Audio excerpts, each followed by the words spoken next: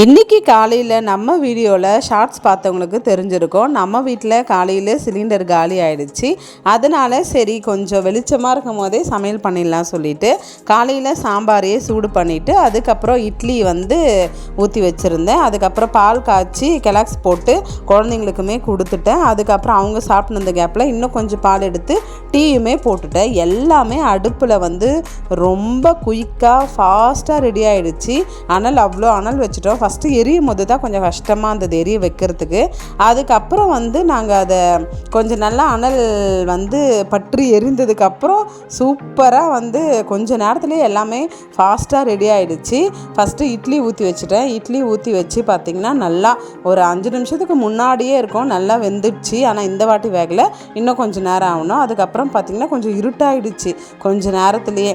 அதனால் கொஞ்சம் வெளிச்சத்துலேயே நம்ம வீட்டில் அரைச்ச மாவு தான், கடைசி மாவு இதுதான். சரி, அப்புறம் ஒரே திட்டு, அத்தை 3 சிலிண்டர் இருக்குது வாங்கி வைக்காமல் விட்டுட்டிங்க அப்படின்னு சொல்லிட்டு. எனக்கு அடுப்பில் பற்ற வைக்கிறது ரொம்ப பிடிக்கும். எங்கள் சித்தி எதிர் வீட்டில் இருந்தாங்க, எங்கள் எப்சி சித்தி. அவங்க என்ன பண்ணுவாங்க, வேலை முடிச்சுட்டு டெய்லியும் அடுப்பில் தான் சமைப்பாங்க. காரக்குழம்பு சாதம்லாம் வைப்பாங்க, அவ்வளோ சூப்பராக டேஸ்ட்டாக இருக்கும். அதுக்கப்புறம் கடைசியாக டீ போட்டோம். டீயில் என்ன ஒன்றுனா கிச்சனில் எல்லாமே நம்ம செட் பண்ணி வச்சுருப்போம். கேட்டாண்ட வீட்டுக்கு வெளியே தான் அடுப்பு வச்சுருக்கிறேன். அதனால் ஒவ்வொன்றுத்தையும் எடுத்துன்னு போக ரொம்ப லேட் ஆகும். அதனால் டீ தூளும் சர்க்கரையும் ஒன்றா மிக்ஸ் பண்ணிவிட்டு கொஞ்சம் பால்லையே நானாத்தையும் டீ போட்டு குடித்தோம். அதுக்கப்புறம் பார்த்திங்கன்னா கொஞ்ச நேரத்துலேயே எல்லாமே ரெடி ஆகிடுச்சு. நிற்கிற மாதிரியே இல்லை, உட்காந்து தான் நான் டேபிள் போட்டுன்னு அதான் இந்த சேர் போட்டுக்கின்னு செஞ்சுன்னு இருந்தேன்.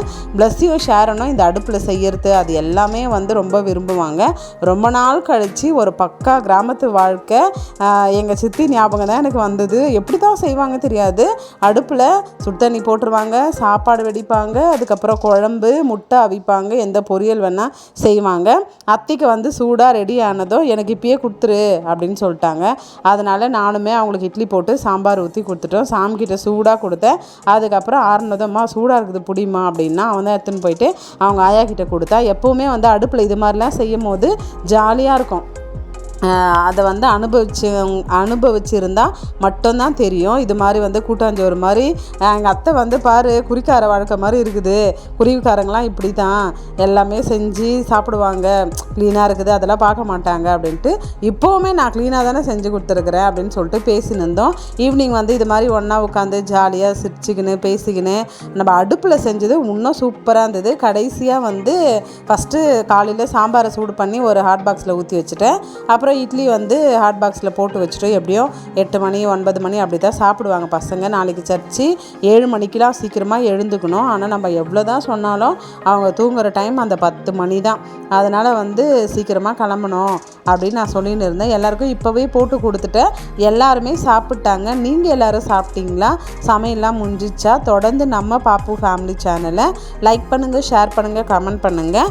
மறக்காமல் சப்ஸ்கிரைப் பண்ண மறந்துடாதீங்க. இப்போ நிறைய பேருக்கு தெரிஞ்சிருக்கும், நான் ஸ்கூலுக்கு போவோம் எப்பவுமே சாட்டர்டே சண்டே லீவுன்றது செம்ம ஜாலி. சண்டே ஆல்வேஸ் லீவு தான்.